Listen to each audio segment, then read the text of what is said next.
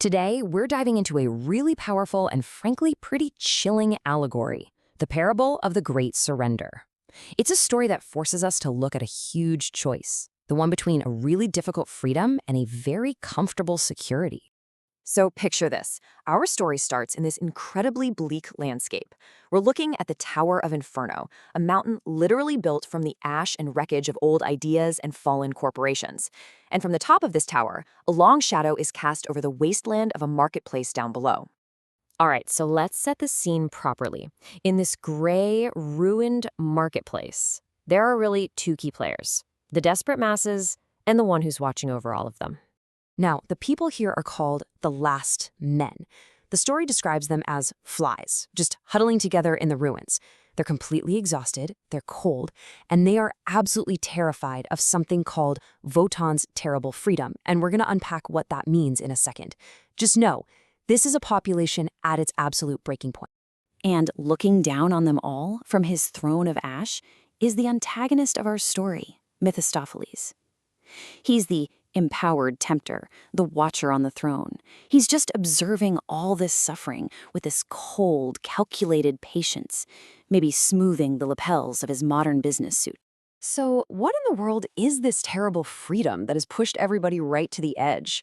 Let's take a look at the unbearable burden that's really at the heart of all their suffering. You see, the last men have been living under what's called the overman's thunderous verdict. It's this philosophy that demands they constantly, relentlessly surpass themselves to become something more than human. And this isn't some gentle invitation. It's a harsh, nonstop command. And what does that command actually mean? Well, it's a series of endless, totally exhausting tasks. They're told to surpass themselves, to climb a new harsh Olympus that has no peak, to be an arrow of longing with no target, and to launch themselves into an open ocean that has no shore. It's basically a demand for infinite growth with zero possibility of ever resting. And the result of all this relentless striving? It's not glory. It's a deep, profound despair. It leads to a fresh bitterness of heart and this incredible spiritual exhaustion, the silence of a dead god in a universe that just doesn't seem to care.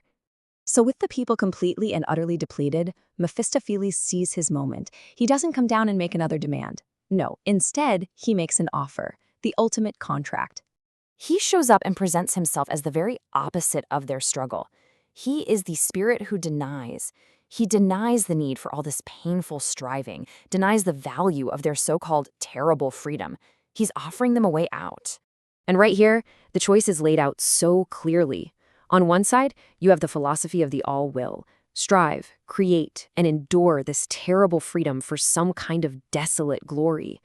And on the other side, Mephistopheles' offer: just rest, consume, and enjoy total security and simple human comfort. The terms of the contract are brutally simple. He says, give me your striver's will, that deep-seated, painful drive to always become more.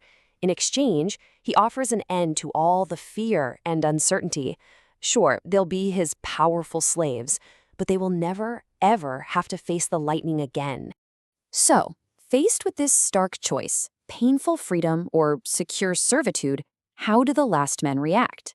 You'd probably expect some hesitation, right? Maybe even horror. But what happens next is the absolute core of this whole parable. And this is the real shocker. The crowd doesn't see this as a loss. They erupt in ecstatic, desperate joy. The promise of relief is so overwhelming that it feels like salvation. They finally have permission to just stop. So, in one powerful, symbolic move, they gladly cast their potential, their striver's will, into the ash at Mephistopheles' feet. They are actively choosing stagnation over the relentless growth demanded by the all-will. And the effect is immediate. Having surrendered the very thing that drives aspiration and wonder, their entire world just shrinks. They lose the capacity for higher thought, for deeper feeling. They blink into the gray mist and ask, what is love? What is a star? Their very humanity just starts to fade away. So what does this final state of being actually look like? What is the ultimate consequence of choosing comfort over your own sovereignty? When you boil it all down, the trade wasn't just for safety. In giving up their will, they traded their own sovereignty for the hollow, power-hungry pursuit of a master. Their lives are no longer dedicated to their own growth, but to his. They'd rather rule in a cellar of ruins than walk alone on the heights. And this brings us to the central metaphor of the whole parable. Their surrender is like an exhausted bird that, after flying over an infinite ocean, gladly flies into a golden cage. It feels the wires as protection from the wind, completely forgetting that in trading the entire sky for a perch and a handful of seed, it has given up its freedom. A cage, no matter how comfortable, is still a cage. And so, the parable leaves us with a question that echoes far beyond its grim setting. When does the search for security become the surrender of the soul? What truly is the price of comfort?